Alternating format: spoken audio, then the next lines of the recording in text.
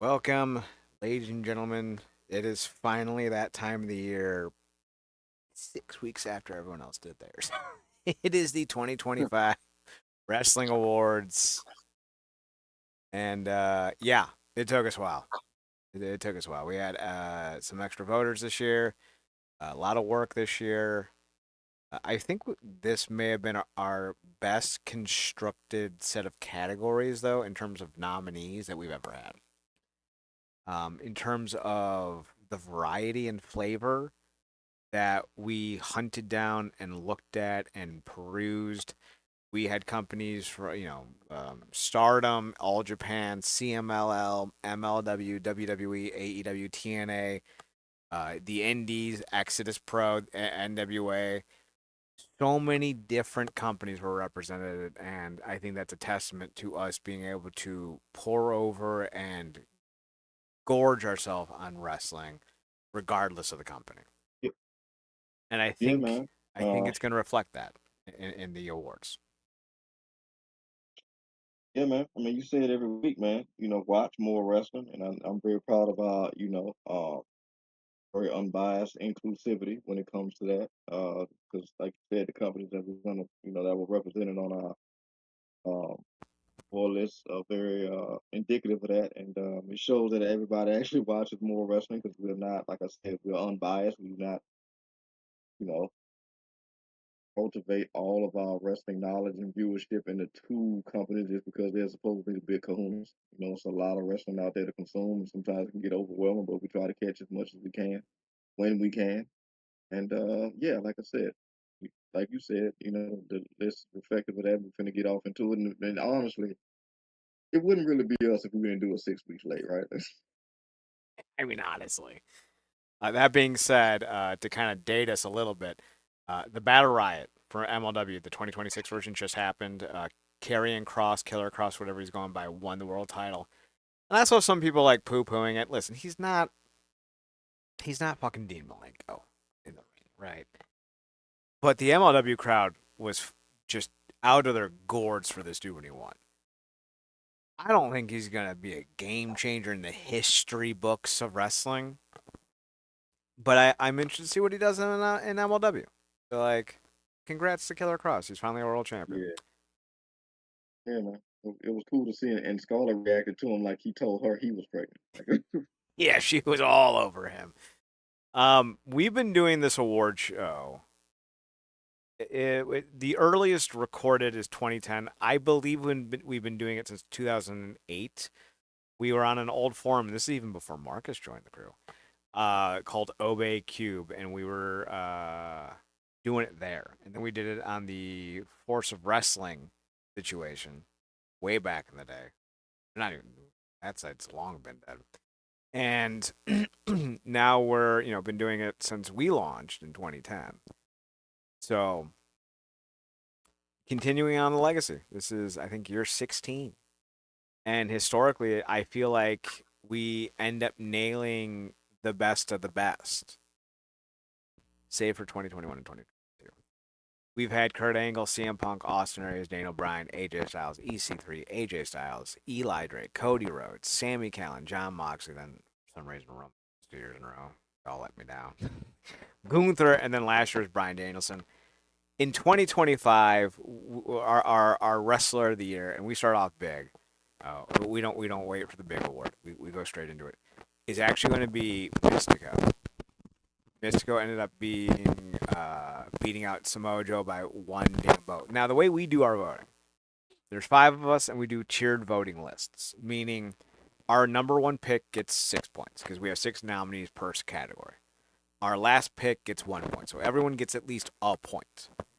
And Mystico and Joe went toe to toe until the last vote was counted, and Mystico got the edge by a point. Just a single damn point, which is a little wild because I really thought Samoa Joe would end up winning it. And when I was tallying the votes, the first two people in like really didn't seem to love Mystico that much for this award, and then the final three votes, and then mine really put him over the top. And honestly, if you're only familiar with him from his days at Sin Cara, you're gonna be a little shocked, like him. But over the last year, between CMLL and MLW, he's won the Opera Cup, the middleweight championship in MLW. He's regained some titles in CMLL. He's been a big deal again in Mexico, and he might actually be CMLL's biggest draw once again, which he wasn't into since 2008. And even though he's in his early 40s, he's moving. Now that could be because he's gone under some treatments. I believe he took some stem cell research, some stem cell treatments down there because they're legal. And guys like Johnny Impact and others have gone down in the past to get said treatments, and it really does rewind the clock. So he's moving as well as ever. So I'm not really that surprised that he ended up winning. Marcus, I'm sure you're a little surprised. I think you favored Samoa Joe and Mike Santana more than most, if I remember correctly. Yeah, and with the mystical thing, that's just because I hadn't seen as much as I had seen as the other two. Mm-hmm. I never doubt when you putting somebody over because obviously you're not somebody that gives out praise and puts somebody in high regard lightly because it's just so much stuff is just overblown these days across the board. But I just didn't see enough of them as I did with Joe and Santana, and it was just cool to see get back to a certain level of prominence, even though I felt it like it came late. Felt like he kind of held up in the pack, so to speak, with the whole got what he's calling his crew in AEW. Beatdown Clan. But yeah, that's what it should be called. Uh, The Ops. The but Ops. the ops, thank you. Yeah, the ops. But yeah, so it was cool to see him get that boost for the end of the year, and we know Santana's journey. So yeah, but like I said, not to take away anything from Mystical, and I'm glad he won because obviously, if nothing else, I love the fact that he's been able to have a real comeback story and where he was coming out of WWE to getting back to that level of prominence. And kudos to MLW who come up multiple times, at least in conversation here tonight, for being a lot like TNA and kind of rehabbing a lot of people, of being a ground space, rehab a lot of people's careers in that regard. So They've done a great job with that.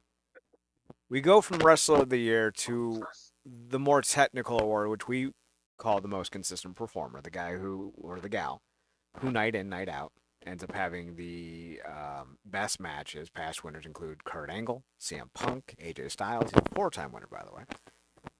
Will Ospreay, Sami Callihan, Thunder Rosa, John Gresham. 2021, Roman Reigns somehow. Y'all, again, just let me down that year. But in 2025, the most consistent performer goes once again to Will Ospreay. He will become a three-time repeating champion. He's one of the last 3 years running now. He defeats Kaneshika Takeshita by 1 point. Zachary Sabre Jr. came in third, Leon Slater fourth, Mystico fifth, and Sasha Banks sixth. This one was neck and neck. You either had Will Ospreay number one or you had Kaneshika Takeshita. There was no other person to get a number one vote to get the 6 points. So it was a very tight affair. And deservedly so. I'm not the biggest Takeshita fan outside of his, in-ring stuff. I find him very dull. yeah, But as a performer, he's fantastic. But Will Ospreay, even though his year was cut short, I felt had a better body of work and is just someone who I think is.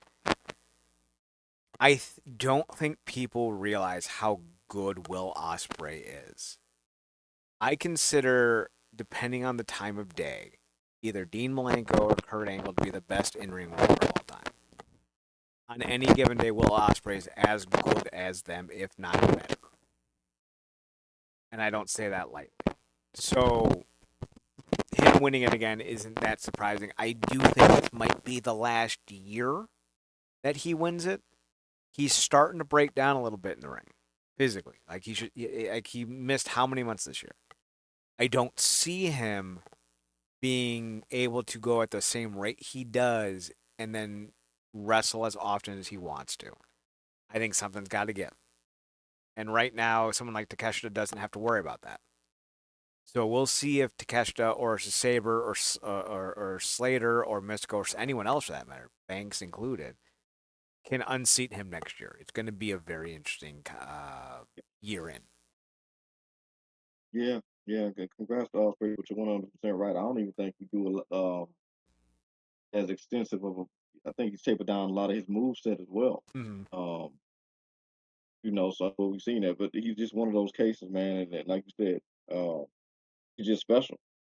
Like he reminds me of Tanahashi in that regard. Like you talk about a lot of everybody wrestles hurt, but there's a difference between hurt and injured, and he wrestles hurt a lot in situations where even when he should miss, he doesn't, just because of how good he is. But to your point, a lot of that wear and tear has been visible, and it's been very much a part of almost every match that he's had, even when he's stolen the show, and it caught up with him, which is why a lot of his, most of his year got cut short. And when you start, dealing with stuff with the neck, we can, KO is out right now, uh, because of his neck. He's So been he on for has to like a be year, very hasn't he? careful, like you said. Yeah, but basically, yeah, you He may, know, he may um, not come back. so very very serious thing. So hopefully, like you said, everything comes back smooth. But this may very well be his last year because of stuff that's going on, and a lot of situations he kept going when he probably should have stopped. So hopefully he can kind of take the hint and dial it back. But kudos to him, man. Like you said, Ospreay is a kind of once in a generation talent. The fact that you lump him in with Kurt Angle kind of tells you everything you need to know. We move on to the men's tag team of the year. We've since added the women's tag team division. Otherwise, it was always just tag team of the year. Past teams include Motor City Machine Guns, the wrestling's greatest tag team, Bad Influence, the Rhodes, the Wolves, the New Day, the Hardys, OVE, LAX, the North, ABC, and Sting and Darby Allin last year. That one was more because I made it happen. This year, repeat winners, although not consecutively. The Hardys take the cake. They won decisively over the Hurt Syndicate, who came in second. All Japan's Havoc, the Street Profits, MLW's the Skyscrapers, and NWA Southern 6 round at your top six. Hardys, of course, won this back in 2016, so 10 years to the day. I think that was when they were leaving TNA for the first time as a team. I think they debuted back in WWE in 2017. They were back in, what was that, Orlando? No, Tampa. It was one of those states in Florida, or cities in Florida. The Hardys, while I would argue did not have the best body of work, I actually think that goes to have. I do think they were the best booked and the most consistently used and the most impactful to a brand. I think the Hardys are TNA's biggest draw. And I think that shows up in how people react, the amount of merchandise they sell. People still love the Hardys. And at 52 and 48 or 49 respectively, they're still going pretty good. Matt's been basically moving like a 52-year-old since he was 32, so like he hasn't really slowed down. And Jeff, while Jeff has never been athletic, and I've always said this, Jeff is not an athlete. He's a daredevil. He's gonna do stupid shit, but he's not Will Ospreay. He's not Swerve, not Rich Swann, or Hurricane. He's gonna take risks. He's more Terry Funk than any of them. He may look more poetic when he moves, but he doesn't have a high vertical. He's not someone who's ultra fast. He doesn't have the springiness that you would see in someone like Leon Slater or Javion Evans.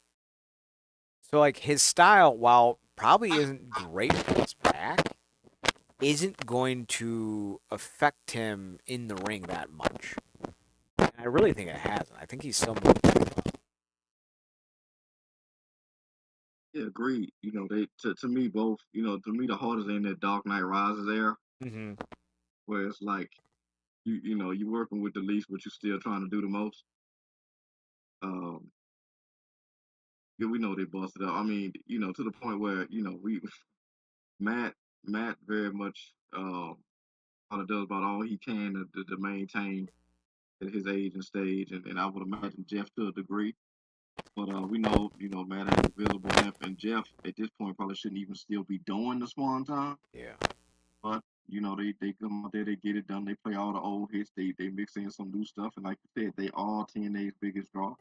I think they were very smart to come back to TNA, and I think it's been mutually beneficial. So, kudos to them, man. They still doing it, still going good, man.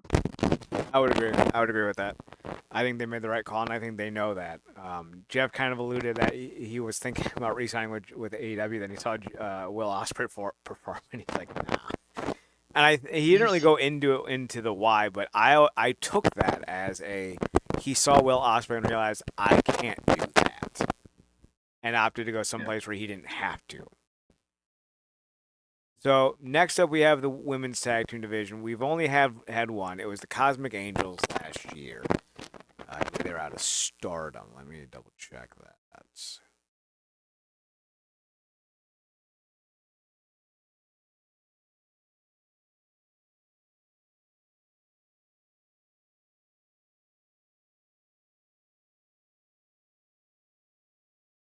Yeah, they're out of Stardom.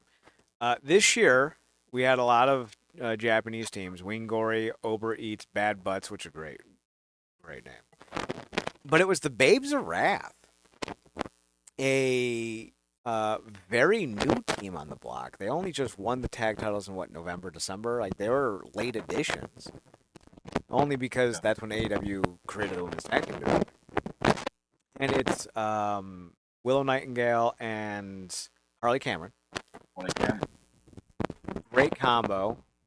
I think they have so much unique chemistry. You roll in with a little Chris Statlander, and they make a fun little trio. Wingori was my pick. If you've watched them, and I don't know if I'm pronouncing their name correctly. If you've watched them, they are incredible. They are some of the better tag team workers I've seen of the last few years, especially among the women's divisions. I was a little surprised that I was both surprised that they were as high as they were, and also but Yeah. I want to say I voted for Wingori because I'm a big fan of Babes of Wrath, but I knew they came in late. It's a great combination. I think AEW was very smart for putting the two of them together and putting Stat in the mix as she has from obviously more history with Nightingale than Cameron. Mm-hmm. Like you said, that's a great trio. Obviously, Chris Statlander's on top of the world in AEW right now. But yeah, they came in late, and it's kind of hard to go against anything Stardom because you know, they don't miss over there. Like they got the top dogs, for the Joshi as the Joshi promotion over there. They be killing it. They put on as many match of the year kind of days as anybody over here in the States. So They also got some of the better names. Of course, Wingori is made up of Hanan and Sayaida. Then you have Peach and Lily. These are all subgroups of the stable stars. The subgroup Peach and Lily is Momo Kohogo and Yuri Hime. And then Gorilla Trigger. What a name. It's Ida and Bea Priestley. But Wingori, Hanan is, in my opinion, one of the fastest rising stars in Japan, and I think what she's able to do and what we'll be able to do internationally when she, starts to branch out past, I think she's going to be incredible. The Babes of Wrath, though, are maybe gold on camera. They are so entertaining. If the reason why I was so big on bringing the Iconics into TNA the first time and then the second time was I thought they could bring that kind of energy and charisma that I thought the TNA Knockouts division was lacking. Then I remembered you actually had to wrestle. I think the Babes of Wrath are what the Iconics were to the WWE, 8 years ago, but with more talent. But I see why they won. The Elegance brand, again, was another team right in the running. It was 22, 21, 20 for the top three teams. And then Ober Eats was only, 4 points off. Those 4 teams, really, I think, spoke to the zeitgeist of women's tag team wrestling this year. I think the right team won, but also Wingor So Yeah, and I might not be a fan of everything that goes on with the Elegance brand, but they, to me, when it comes to TNA, they got perfect attention. They're always there. They all over the show, mhm. and they do whatever's asked of them and beyond. So um, they they got a heavy load when it comes to the TV aspect of things, and they always show up. So With that, we're moving on to the next semi-new category. Last year we debuted Stable of the Year. Contra Unit out of MLW won it. This year, it actually is going to go to someone that I think you and I will both appreciate. It's the Shane Taylor Promotions out of Ring of Honor.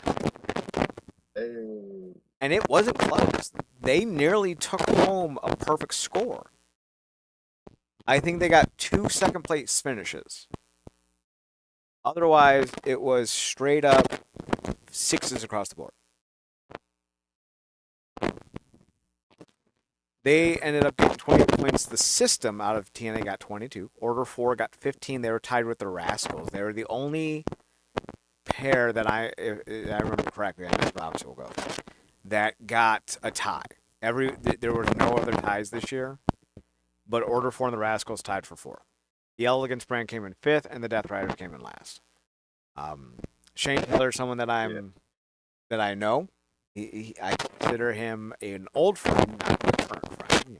We don't talk, but we were high school teammates. We spent 3 years beating the shit out of each other, and to see him succeed makes me happy. So, congrats to Shane Taylor and his stable of the year. That man, that said, I think you'll be happy about this. The Indie Developmental Wrestler of the Year. We usually focus on independent guys, but since WWE brought NXT to the forefront, and even when TNA kind of dabbled with OVW, we also brought in the development because I feel like when you're an indie star or a dev guy, I feel like you're kind of in the same sphere, right? I think when you're fighting for main roster approval, whether you're signed to WWE or not, I think that's you know a 1-to-1. I think it's a similar situation. Guys like Kevin Steen, Cheerleader Melissa, Ricochet, Kimberly, Chuck Taylor, Velveteen Dream, Nick Aldis, Braun Breaker, Ilya Dragunov, and last year Opa Femi. This year, Marcus, with a perfect score, Opa Femi. There was no one who yeah, even came close. Now, he won't three-peat. He's on the main roster now. But that's right. he ends his run on the rookie brand with a perfect score. Nikki Blackheart, who's I think a star in the making out of Florida, came in second. Bandito out of Ring of Honor.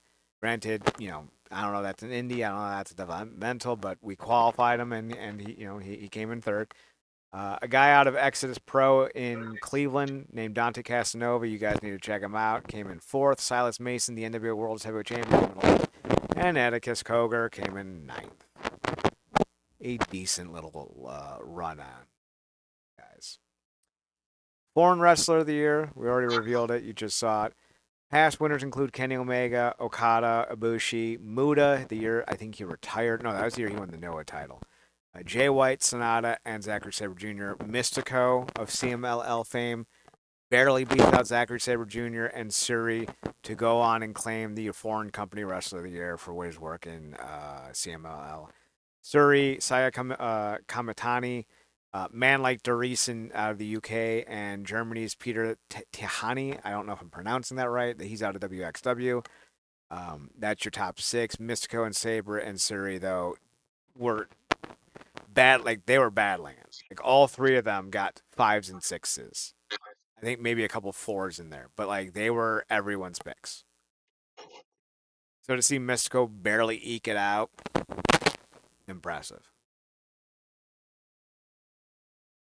Any thoughts on I this just one? appreciate it. I just appreciate the fight, man. Like we just, the head and the scores, and then shout out to everybody that voted.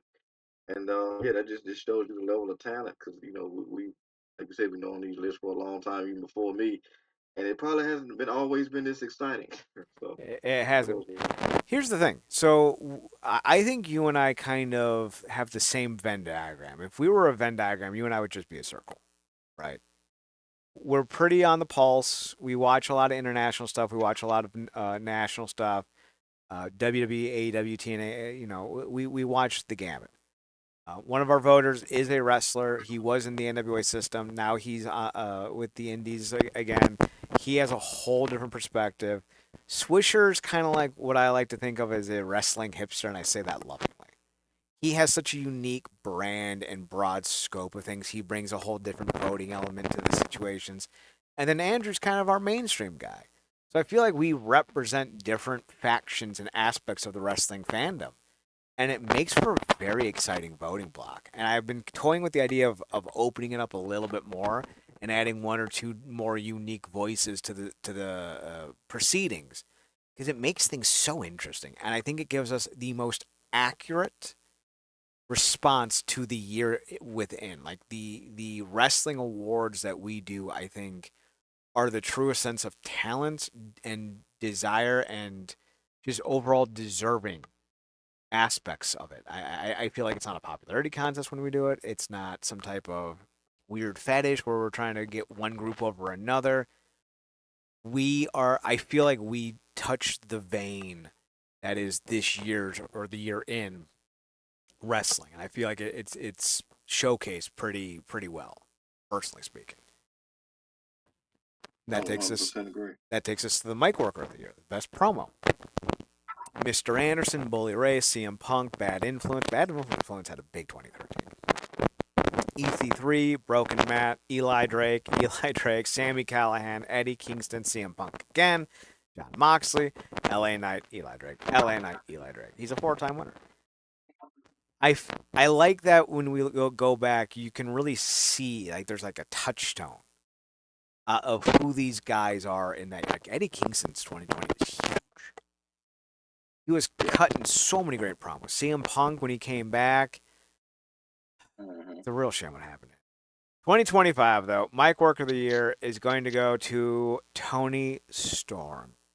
I would have thought by now because this is like what year 2, year 3 of the Toni Storm gimmick. I think she's only gotten better. And I don't say this because I think she played so well off of Toni Storm, but her feud with Mariah May. At the time, everyone's like, you're watching AEW's next two big women stars, right? You know, the top dog in Toni Storm and the up and comer Mariah May. Toni Storm has ruined Mariah May's career. Huh. That line, and it's the only reason it wasn't even close. That line, CM Punk nearly where it's like, I sentence you to a lifetime of mediocrity. Holy shit. That was Yeah. incredible. That was right on up there with Mr. Anderson's I'm an Asshole or Creatures of the Nights promo in 2010, or CM Punk's Pipe Bomb, or anything Kingston dropped in 2020. It was so Yeah. good. Like I say this with all sincerity, and I need to emphasize I'm not an AEW fan. I'm not. Yeah. Sometimes I'll watch it. I'll watch it enough to know what's going Mm-hmm. on, but I'm not a fan. Like I don't have any interest in going to an AEW show or watching it on a weekly basis. I say that to only really just exemplify how sincere I mean this. The I sentence you to mediocrity promo is on par with Hard Times, Dusty Rhodes. Mm-hmm. It is on par with Sting's I'm the Stinger and I'm not done yet. It's on par with any great promo you can cite. Is it better? That's a personal opinion. Yeah. But in terms of its impact and just the style and everything Yeah. that it did, No. beautiful. Now, how much? Because I think a lot of those promos that you compared it to was so great because of you were realizing like that was so true in the moment. I think so much of why that is great with her is because you're getting to watch it age excellently in real time. Sadly. Yeah, Mariah Like May has yes, done sadly. nothing in NXT, and that's truly sad. Yeah. It's it's not good. And you know, I want to say I feel like she left because she maybe didn't feel like she was ever going to be anything bigger than that feud. Or maybe she just really thought she could move on to bigger and better things in WWE. And sometimes that's delusions are grander, sometimes it's not. But it doesn't look like she was right as of this moment. As for Tony Storm, it's just incredible what she's done because when that gimmick first started, it was just such a departure from not only anything that she had done previously, just anything that was going on that show. And slowly but surely, like you said, it has just got better and better and better. And she's found so many different ways to bring nuance to it, whether that be what she was, what she does, and backstage is what she says on the mic in the ring, what she does in the ring, how she carries it over in the press conferences. Like she really reminds me of what Cody did with Stardust, Mm-hmm. but she's getting the main star treatment with it. So it's brilliant, and they one day they come out with like somebody's like been documenting everything with her with this whole thing. So one day you can really get the nuts and bolts of it from her own words outside the character. As the stuff was happening in real time, because it's nothing short of phenomenal. Like you said, the fact that it's still going strong is just a testament to the work that she keeps putting in. Agreed. Agreed. CM Punk came in second. Harley Cameron, who I think is just phenomenal every time she touches the stick. Kyle Fletcher, Oba Femi, Hmm. Naomi. That's your top six. We move on to best gimmick. Historically, Rosemary, Sammy Callahan, Johnny Swinger, the Swingman. Hangman, Adam Page, Josh Alexander, Roman Reigns, House of Black, Christian Cage, Joe Hendry. Christian Cage's 2023 was hilarious in all the wrong ways. In 2025, however, it's going to be Tony Storm. Took the cake. She was heading towards a perfect score, and then she stumbled at the end. Harley Cameron came in second. Chelsea Green third. Hayabusa 2, came in fourth. Megan Bain and Mustafa Ali are your top six. Everything I just said about Tony Storm is represented pretty significantly here in the best gimmick. I don't have anything else to add to her victory in best gimmick other than I did not expect it to be as good as it was when it debuted. And sometimes you need to be a little bit weird in wrestling to get over. And Yeah, that's what Tony Storm did. She went from skater yeah, girl Australia to the this. exactly. Yeah, I mean, you put it in the same categories of what ended up being the broken stuff. Mhm. And even with Willow, and I think he had done iteration of that before. I got introduced to it in TNA, and it was great to the point where he can still go back to it if he needs to, if he kind of wants to take it lighter from doing in ring stuff, and it'll still click because of just the subtle nuance and creativity that he puts into it. But real quick, because you said you don't consistently watch AEW, did they have your attention the most during Sting's run? Oh yeah, absolutely. Yeah, yeah, yeah. I just wanted to ask. I knew the answer. I just wanted to ask. That's the quickest way to get me to watch your show. Period. Doesn't matter which show. It could be Young and the Restless. It could be what is that stupid show on MTV with Rob Diedrich? Ridiculousness. Yeah, Yeah. yeah. I wouldn't watch that show if you paid me, but if you put Sting on there for a day, yeah, I'll watch that episode. Most improved. Past winners include Cody Rhodes, EC3, Rockstar Spud, Xavier Woods, Broken Matt, Cody Rhodes again, Tessa Blanchard, Moose, Orange Cassidy, Josh Alexander, Chris Bay, Jake Something, Braun Baker.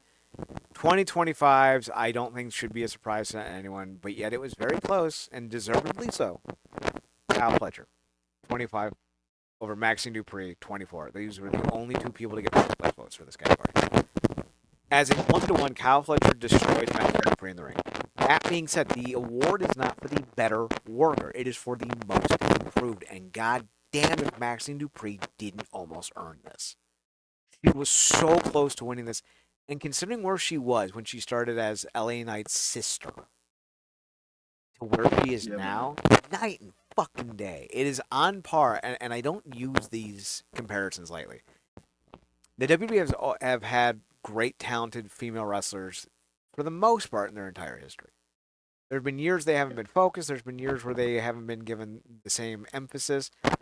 But and I know this is gonna be sacrilegious. I would not say that Bailey, who I think is kind of seen as the best female worker the WWE has had in the modern days.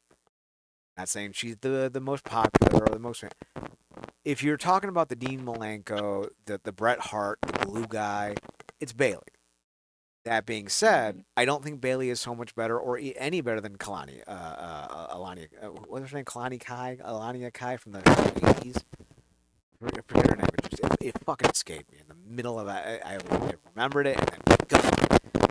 I don't think she's better than Medusa, Alundra Blaze. I don't think she's better than Ivory. I think Ivory gets severely overlooked in her historical significance. I don't think she's better than Gail Kim, even Trish. I don't think she's necessarily better than X number of women. I think she's on par with all the great women of the world, right? But when I look at Maxine Dupree, Bailey is significantly better. Where Maxine Dupree impressed me, and all these women in the years past can't really touch her. And I use this comparison a lot when I talk about the jump, because you have your Baileys, right? You have your Alundra Blazes. Before Maxine Dupree, there has only been one woman in the history of the WWE who went from a who cares to wow, she really is good. Not great, but good. It's Candice Michelle. Mm. Because she wasn't an athlete. You know? Give me 1 second.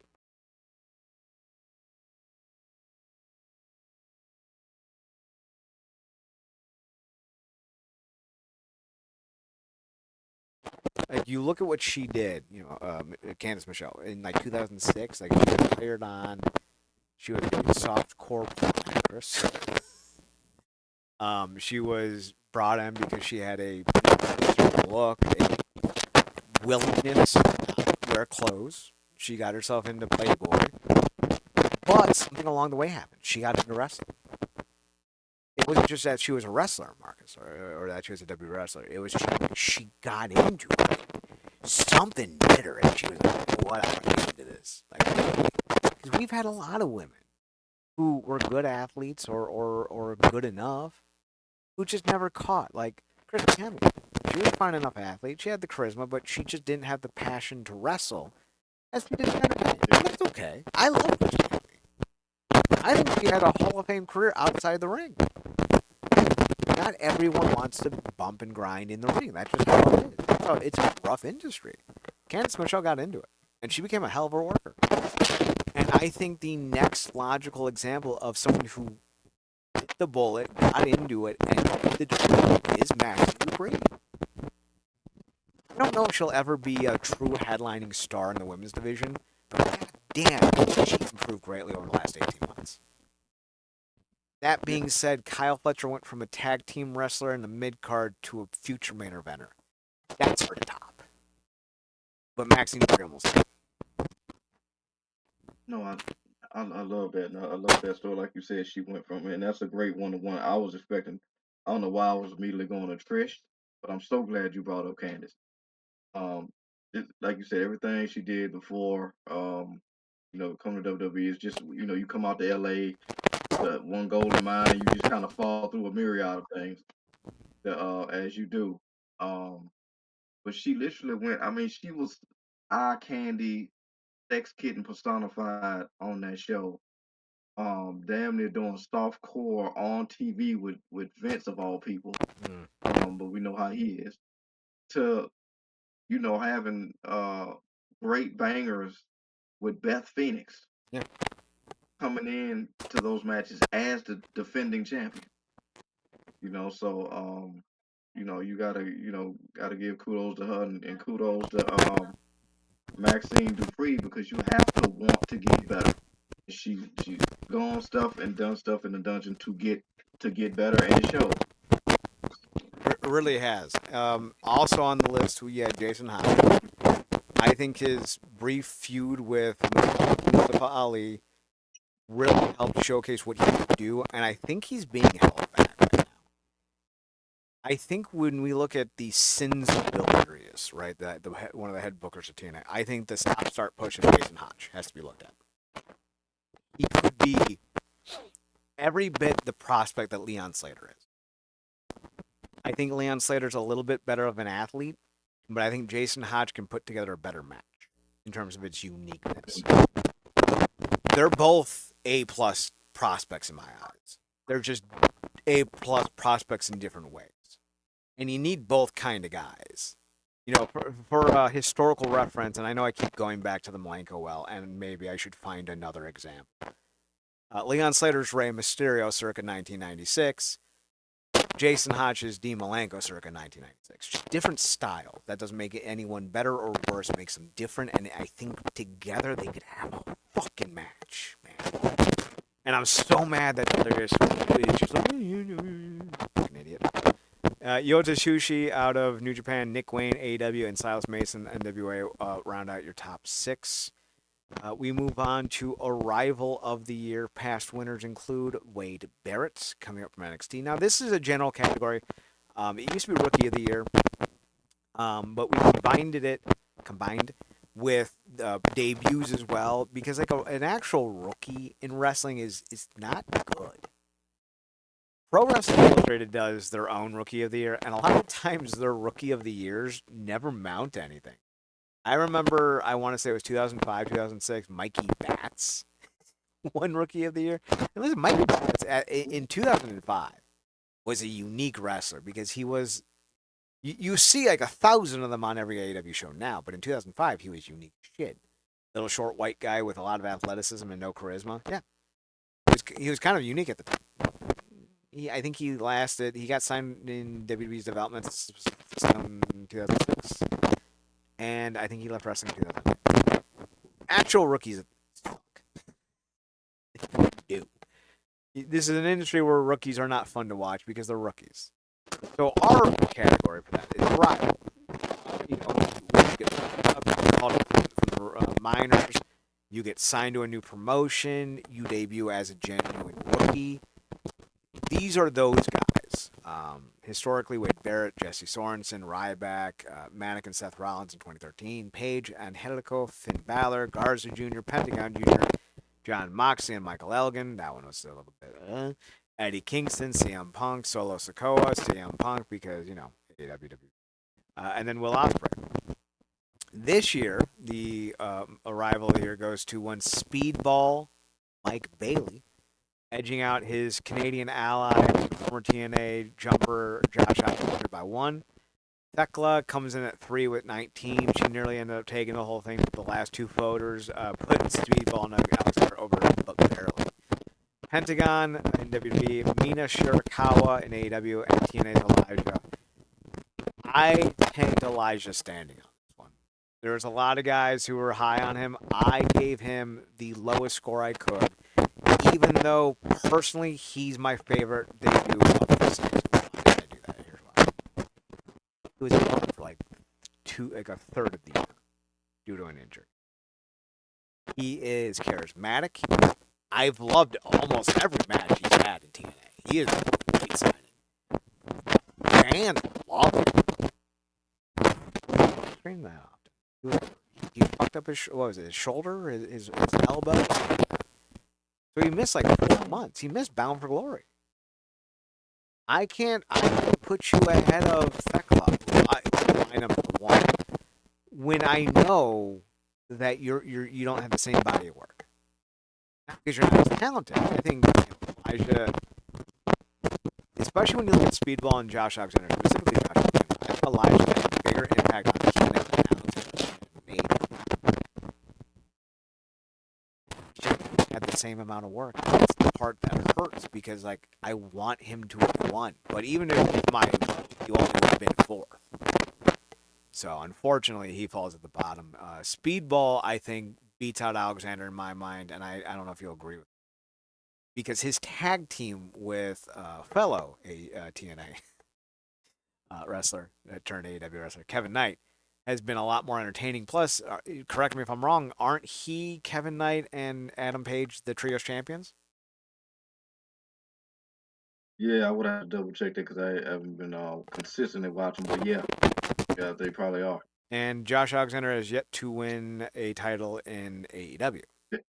It's Yeah, it's weird. He probably would have edged out Mike Bailey, but as much as he benefits from the instant notoriety and TV time he gets from being in the Don Callis family, but because Don Callis family is so deep, it's hard for somebody who is as good as he is Mm-hmm. to being a full runner when you have Hitchesero and uh, the Proto Star and Kyle Fletcher, and then being led by uh, Takeshita and freaking Okada. It kind of reminds me, in not too dissimilar from when Lij was in the prime in New Japan. Mm-hmm. Like it was, a lot of good guys in there, but it was hard to get in the front because it was so deep. So, but yeah, Speedball's been killing it. He's cultivated a new finisher with that spinning roundhouse he does. Mm-hmm. So yeah, he's been putting in a lot of work and getting and of course having a lot of banger matches, but it's Speedball, so that's the guarantee. But also, I think like I said, I think he edges out Alexander because he doesn't have to take the back seat in a group. I think the other thing that holds back Alexander is just the depth of the roster on AEW. You'd mentioned all the guys in the Don Callis family, plus Jake Doyle, former Jake something, and Mark Davis, Fletcher's old tag. Yeah, Then you have, Moxley, you have Wheeler, you got Jada, you got Swerve, you have Edge and Christian. Granted, Edge has been out for a while, Adam Copeland. But you have so many guys that are so deep on this roster. MJF. It's hard to break through, and I think there's a big reason why they're pushing. Oh, what the fuck's his name? Um, Brody. What's his name? Brody King, Brody King. Thank you. I think there's a big reason why they're pushing Brody King because he's new. He's different. Not new. He's been with them for 4 years, but he's so different, and that's what they need. So unfortunately, Alexander's gonna have a hard time breaking through that ceiling because he's not a great profile. He doesn't. He's just a really good pro. It's gonna be hard to get through because he's basically a shorter Cesaro at that point. In TNA, he can stand out by being the best worker. In AEW, they have so many. Yeah, and think about two names specifically as you were talking. You know who's supposed to be two big deals as two big guys in that company, but are absolutely not. Brian Cage and Wardlow. Yeah. You put Wardlow in MLW, he's a world champion. You put, Brian Cage in TNA, he won the TNA World Championship. And if it wasn't for the fact that you fucked up his back, I think, he would have had one of the most impressive runs as a world champion. He missed some significant time because of his, I think it was like a broken bone in his back or something psychotically bad. So, you'll make more money in AEW. You won't make a better legacy in AEW. It's the conversation that people should be having about Natalia over in WWE. Yeah, she's been with them for 20 years. But in the pandemic, what has she done?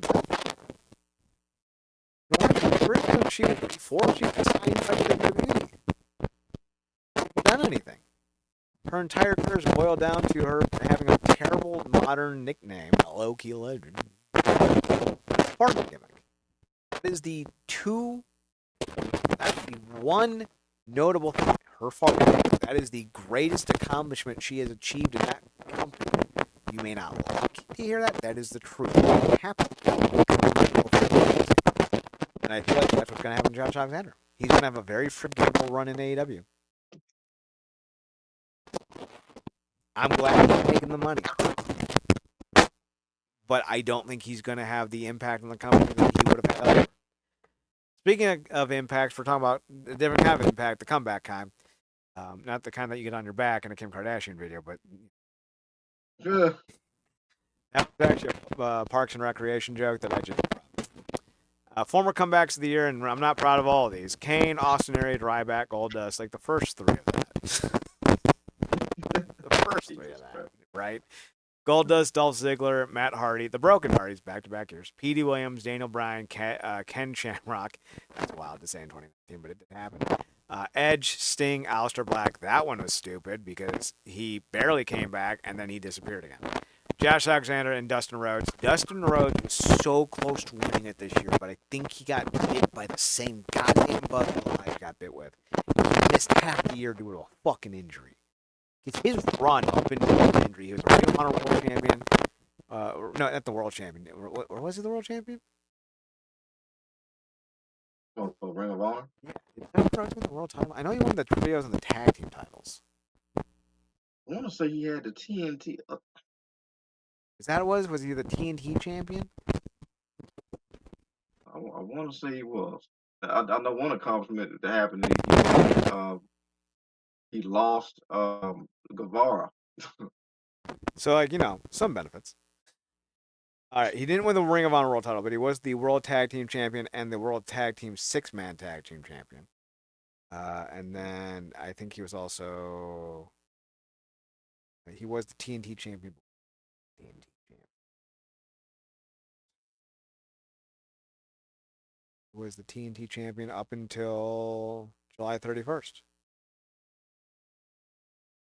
And yeah, so he only held it for a few days, but like still, that's not bad.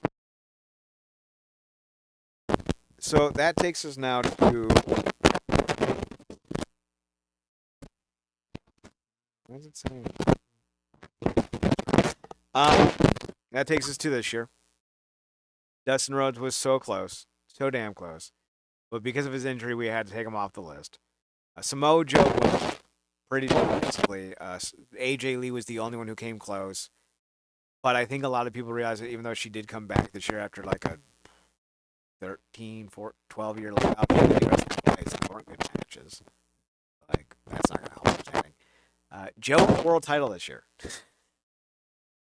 He won his company's biggest prize this year, and like 46, 47. Now, granted, he's won the title before. This isn't his first time around the proverbial block, but this is, a few years down the road. So it's a little surprising. He's 46. He'll be 47 this year. So like, it's cool to see Joe still going strong, still earning world titles, despite his prime being, 15 years ago. Do you think AJ Lee should have taken the crown over Samoa Joe? Come back, maybe so because it was just such a big deal when it happened. Joe, it just really good to see him win the title, but I feel like AJ probably edged her out because a lot of people just thought it would never happen. Even if it felt like it got more likely when Punk came back, but still you just didn't know. So, but with Joe, I mean, it was also just cool to see because I feel like the only reason why he ever dropped it when he first had it is because Swerve was just killing him in the popularity contest. Mm-hmm.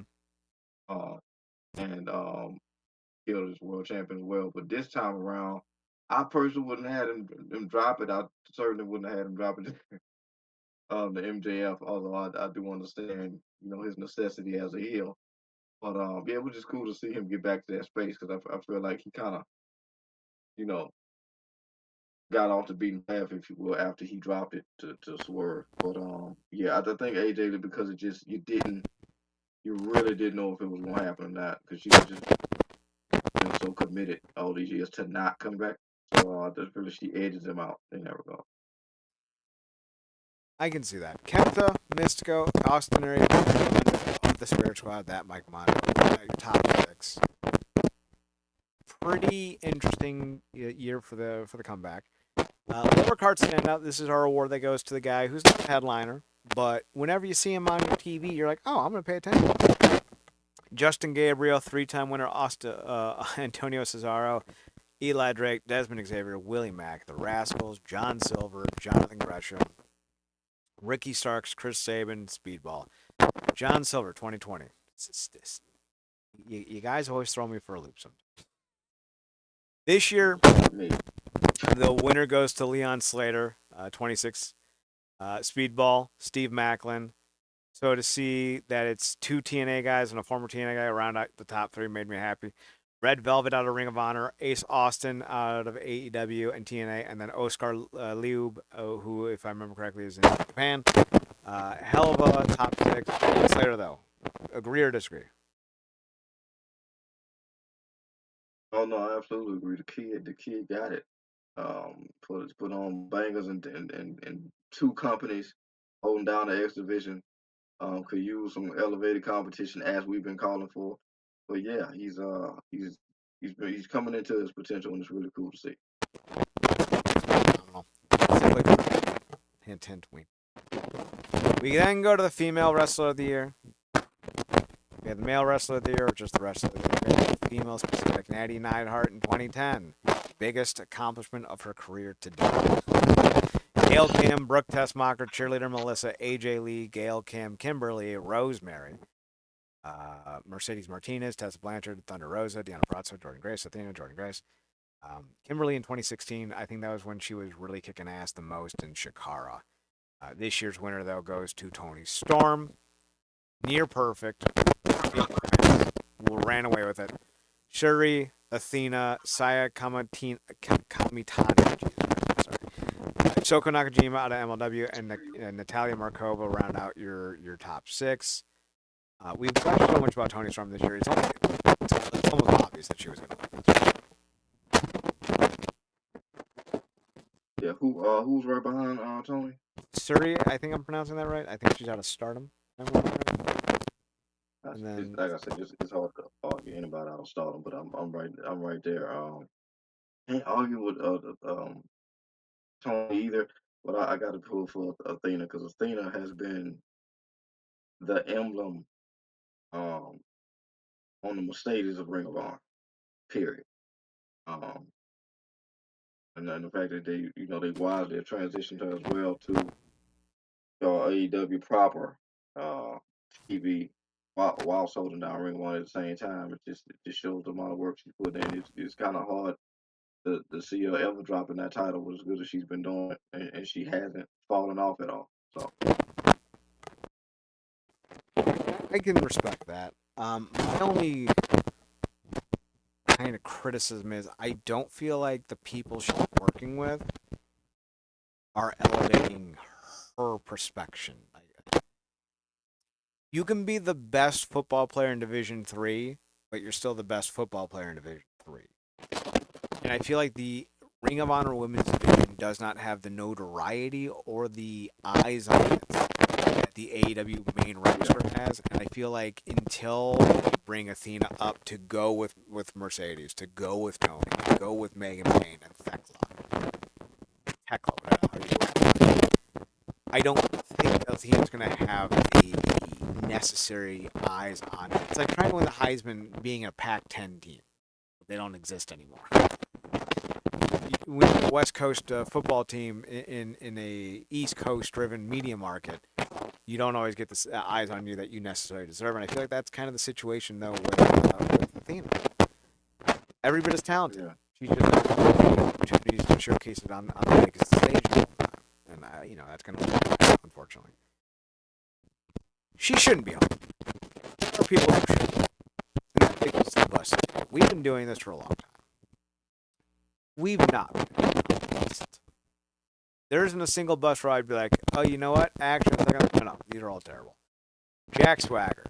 Yeah, my boy Mystico. Centaur 2011.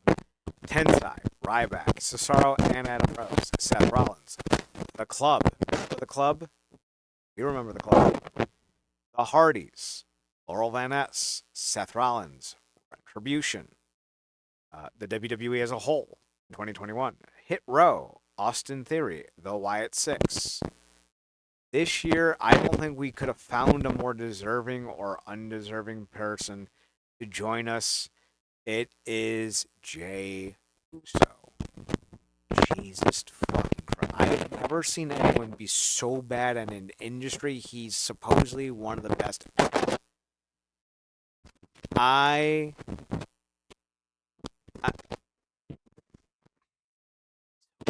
I can't even think of insults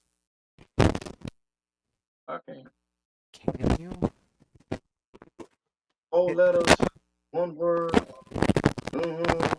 Suck. S-U-C-K. Suck. He's a bad promo. He's a bad athlete. He's a bad wrestler. He, the aura farmers. Like that's all he is. And if that's what you think good wrestling is, then you don't know wrestling. It's like going into an NBA competition where you get those really good players. Sam Merrill. He hits a lot of threes. That doesn't mean he's a good player. It means he shoots a lot of threes. Listen, I like Sam Merrill. Come on now. Come on. Nikki Bella's comeback comes in second. Joe Hendry, Jesus Christ, Joe, what a drop off. Comes in third. Tom Latimer, he was a former NWA's world champion. I doubt you remembered that. That's why he's fourth. Dragon Lee, probably the best Hispanic Japanese. I don't even know what he is. I think he's Hispanic. He might be Japanese. Might be both. Best masked wrestler in wrestling. When he was in CMLL and New Japan, he was tearing it up. People didn't know how good he is. Like he was historically. When we think about the best masked wrestlers, it was Rey Mysterio Jr. in the '90s. It was Mystico in the mid 2000s. 20 teens, early 2020s, it was Dragon Lee. This guy. And then Triple H.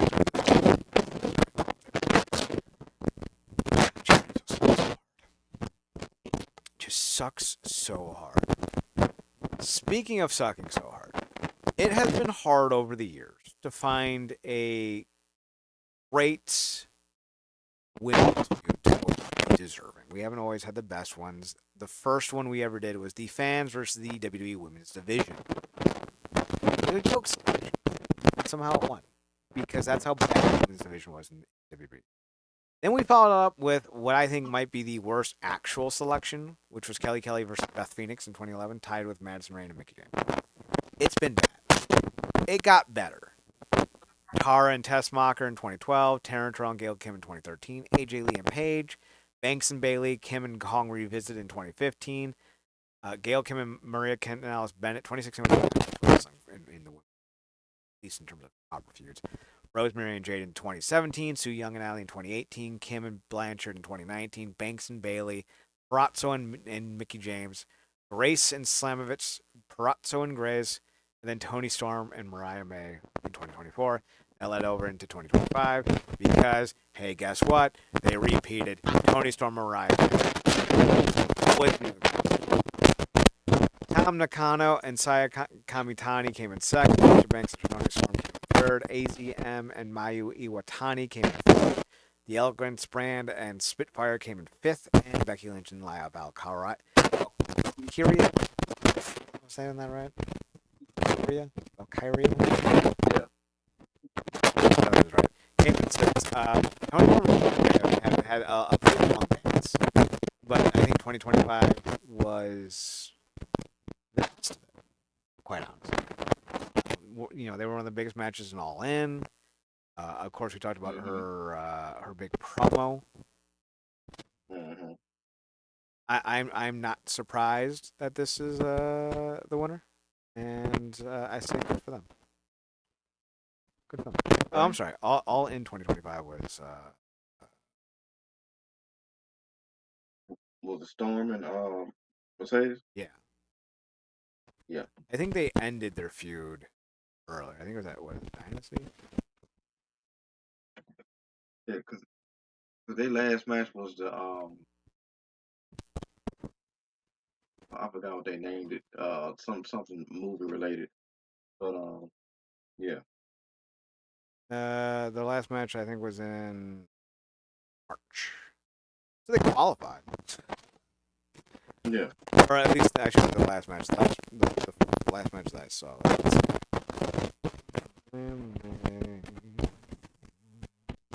I want to say she had a blow-off match. She left from WWE.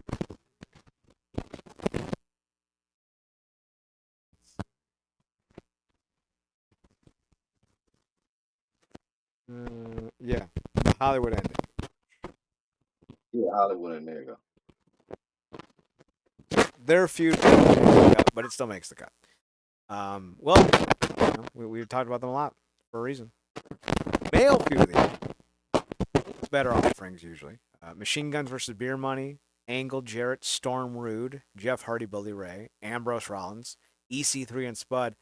An underrated classic of a feud. AJ Styles and Yep. John Cena in 2016, Davey and Eddie in 2017, Callahan and Eddie in 2018, Lucha Bros and LAX, Moxley and Kingston, Hammerstone and Contra, CM Punk and MJF, Frankie Kazarian and Eddie Edwards, Swerve and Paige for 2025. It goes to Kenny Omega and Gabe Kidd. You kind of forget about it. He did Purple a little bit, then he was predominantly in Japan for a while. I don't know if everyone agrees with me, but it won. Runners up were Hangman Page and John Moxley, MJF. Oh, I spelled that incorrect. And Mystico. Let me just check.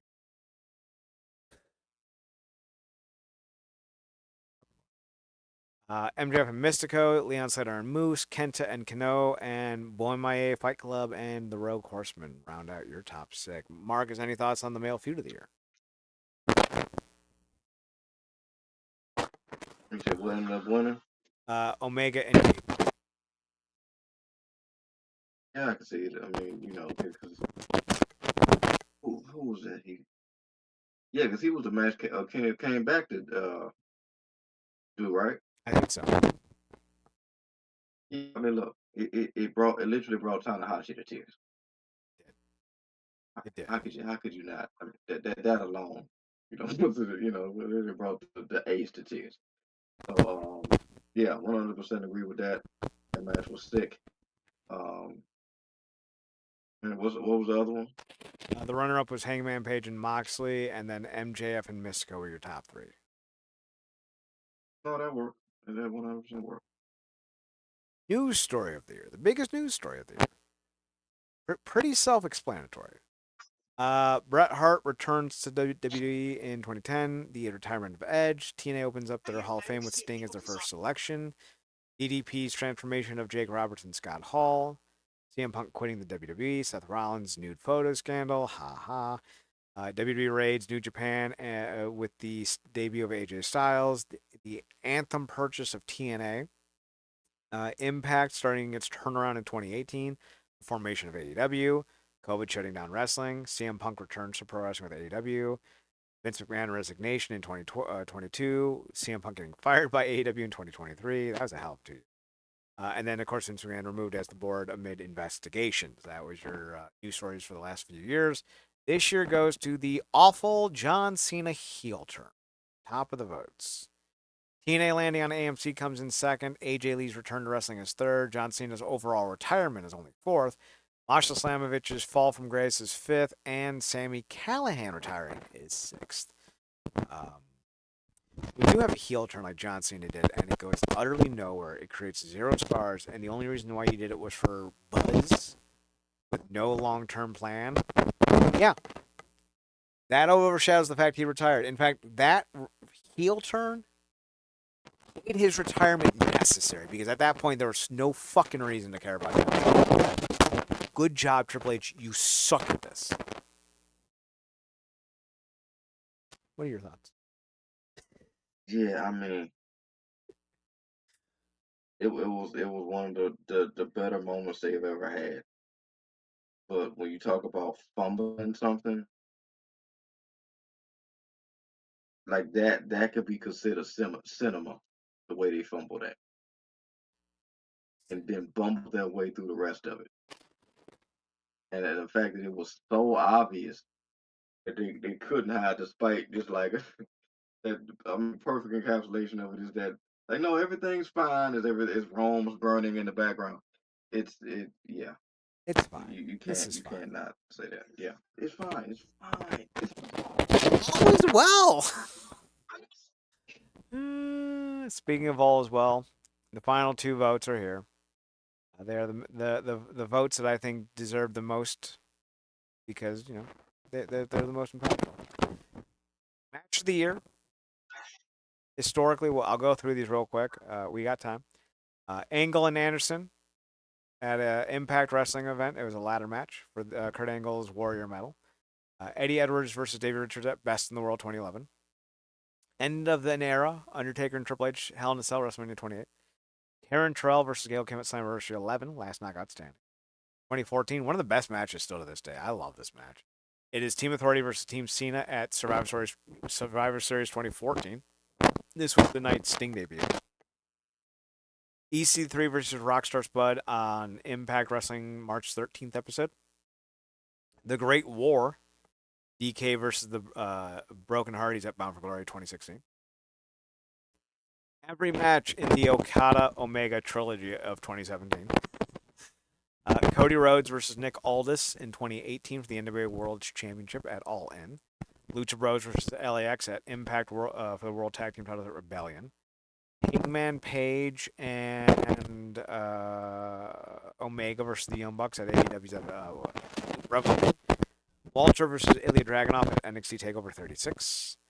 Josh Alexander versus Eddie Edwards at Bound for Glory 2022. Will Ospreay versus Mike Bailey at Bound for Glory 2023. Sting and Darby Allin versus the Young Bucks at Revolution 2024. The 2025 match of the year goes to the match that made a million men cry. Gabe Kidd versus Kenny Omega. Wrestle Dynasty. Top of the list.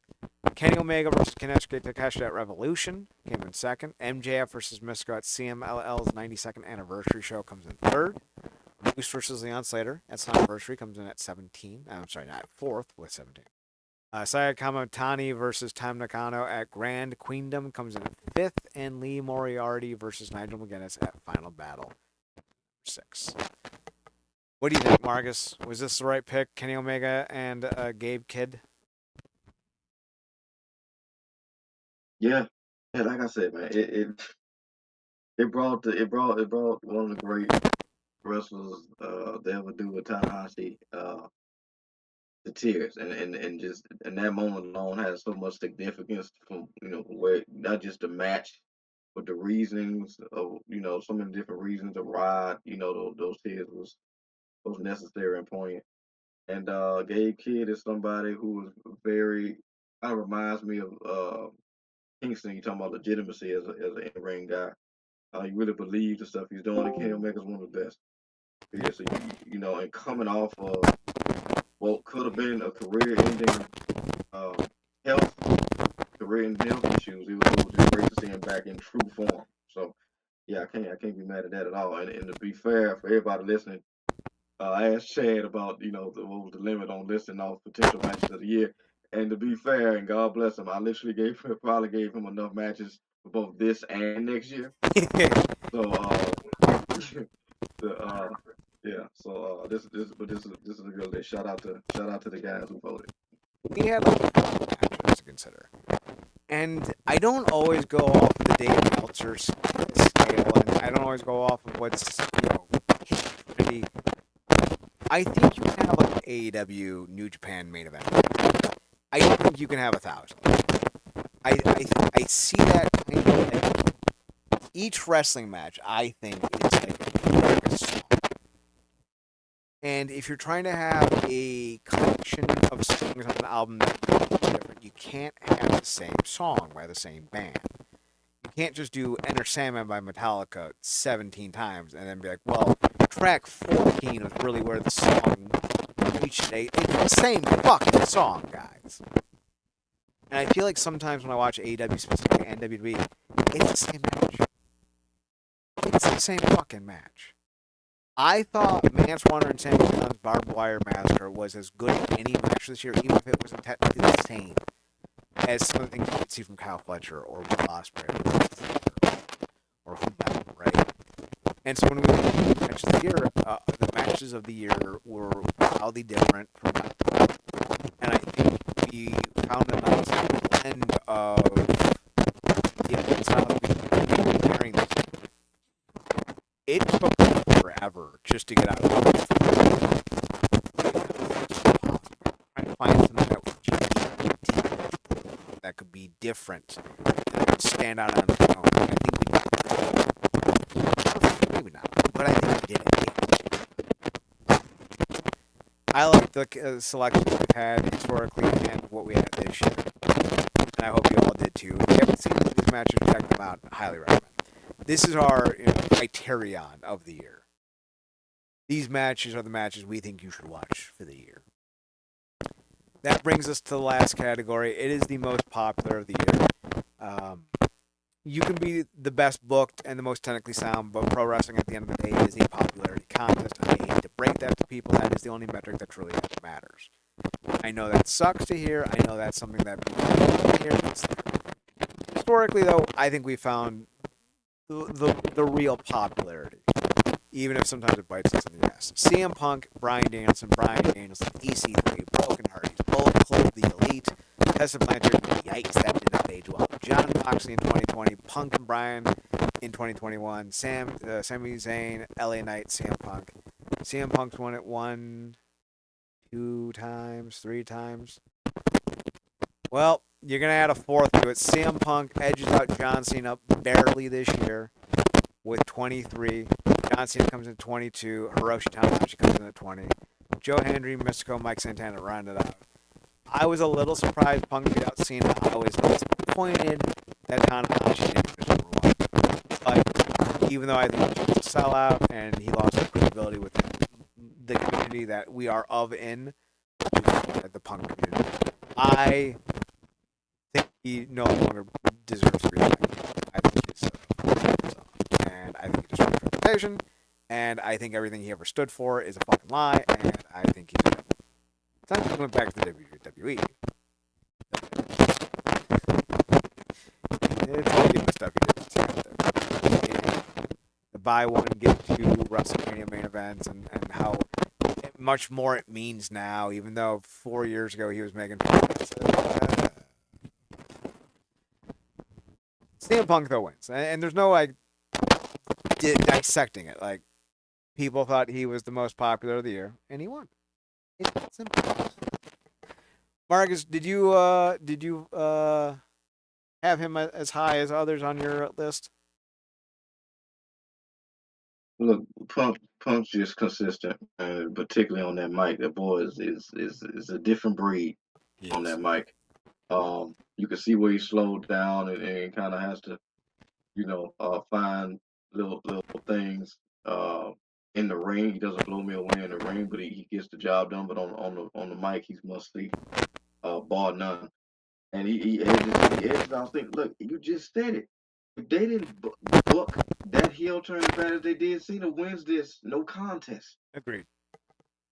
But they put a asterisk so thick on his career, with the way they, like I said, fumbled and bumbled through this final run with salvageable moments. It just you can't have him edge it out. And for a lot of people, it ended on the dub because of the way he went out in those final moments. So, like I said, Punk is just consistent. They love him. He's lovable. He seems to be the best version of himself person that we've seen. And that's saying obviously not knowing him from a box of rocks, but from perception wise, and certainly anytime he's anywhere near his wife, he's beaming like a kid and towards us for the first time. So it's kind of hard. Everything's up for Punk, and hopefully he stays healthy. Like I said, doesn't blow me away in the ring, but on the mic, he has better promos than most people have matches in that company. So that's right. Hopefully he beats Roman Reigns for WrestleMania. I can't do another Reigns run. I can't. I won't. I'm going to quite literally add these names to our WrestleCore Year award winners as soon as the show is over, and then I'm going to start compiling the start of the 2026 nominees. So, this never ends. I am constantly updating this shit, and hopefully by 2027 in January he can get to wins. Hopefully. Any final thoughts on this? No, man, I'm just proud of us. I'm certainly proud of you because I know you put in a lot of work behind the scenes on top of the work you're doing. is part of the team as well, man. Shout out to the expansion on the voting, and again, you got to give a credit to us because I said we, like you talked about, we as unbiased as we possibly can, inclusive with all the stuff. You say it at the end of every show every week. Watch more wrestling, and obviously we try to, best we can. So kudos to us. Hopefully, come 2027, we have another unique, diverse, and eclectic list of people to pay attention to. You can check us out at Real Nerd, RealNerdCRP.com. We're on Twitter at NERDCRP. We're on our own personal socials. Marcus, you're on Paradox Kid at Twitter, PARADOXK. That's me. You can also find them on his other podcast, which you can also find the episodes on. They post them on Twitter. You can check them out at what the fuck, that it just completely blanked. True Penny Show. There it is, True Penny Show. I was like, I say it every week. Why did I forget it? That's right. True Penny Show, TruePennyShow. It's because I kind of to the flow of my outro, and it fucked me up. They post all of their shows on their social medias, especially on Twitter. So if you follow them on X or Twitter, or whatever you want to call it, you can find their latest shows. Marcus, what are you guys covering in this episode? Yeah, this week, like Chad said, you can check it out on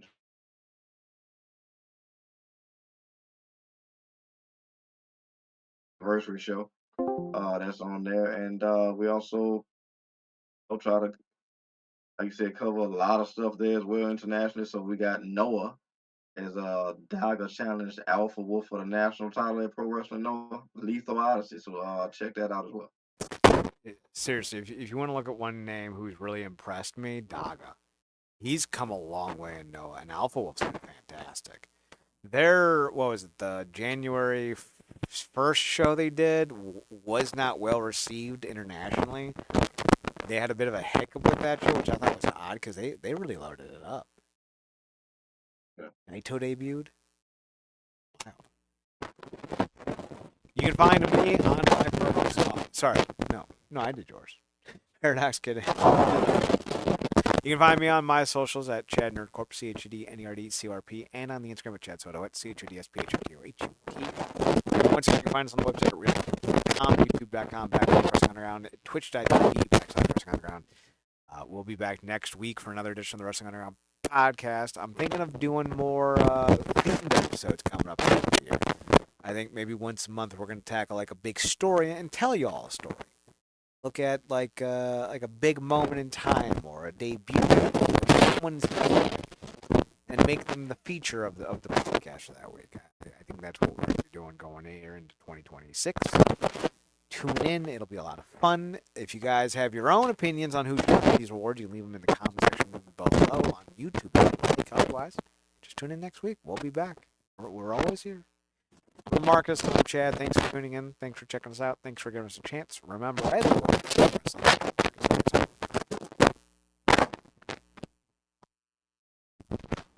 good night.